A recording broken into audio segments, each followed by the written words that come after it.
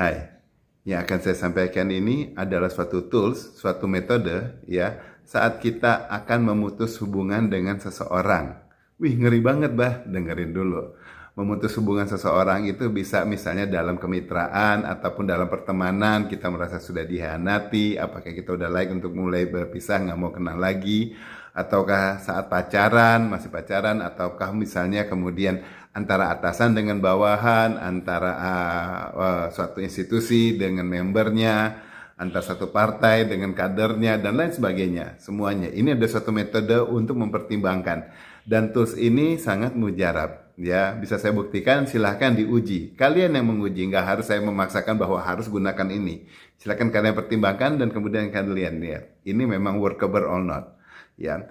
Ini bukan analisa psikologis yang dimana bahwa ke psikologi biasanya kan mengarah kepada cara kita menilai seseorang, lihat personalnya, lihat lain sebagainya. Itu dalam menilai, dalam membangun hubungan. Atau misalnya dalam keagamaan, ya saya muslim ya, misalnya kita kan selalu harus dibilang harus selalu menyambung tali silaturahmi, jangan sampai terputus. Iya betul, silaturahminya tidak terputus, tetapi ikatan bisnisnya, hubungan yang sesuai dengan seperti yang biasa dilakukan, itu yang akan dihentikan. Bukan kemudian jadi bermusuhan dan kemudian jauhan. Enggak, silaturahminya saya hello masih tetap ada. Gitu ya. Nah, saya bukan ulama, saya bukan ahli psikolog, bukan ke arah sana. Bukan untuk membina hubungan dan kemudian bukan juga untuk sekedar menilai orang. Metode ini namanya crystal analysis. Oke, seperti yang saya tulis ya di sini. Oke.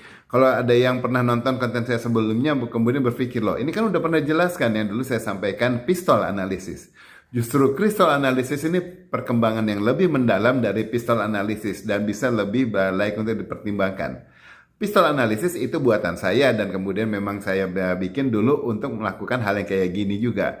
Tetapi saya lihat ada hal-hal lain yang perlu dikembangkan, perlu dipertimbangkan. Maka itu saya bilang itu sudah tidak cukup layak lagi. Saat kita mempunyai suatu metode, maka wajar bagi kita untuk menilai sendiri apakah metode tersebut masih layak dipakai atau tidak.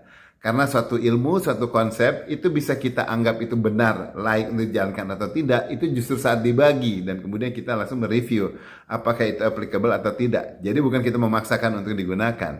Saat sudah tidak applicable, maka kita harus berpikir untuk mengembangkan. Ya, bagi yang belum tahu pistol analysis, cukup saya bilang dulu metode ini adalah singkatannya dari possibilities, intuition, strengths, kemudian threat, opportunity, dan loss.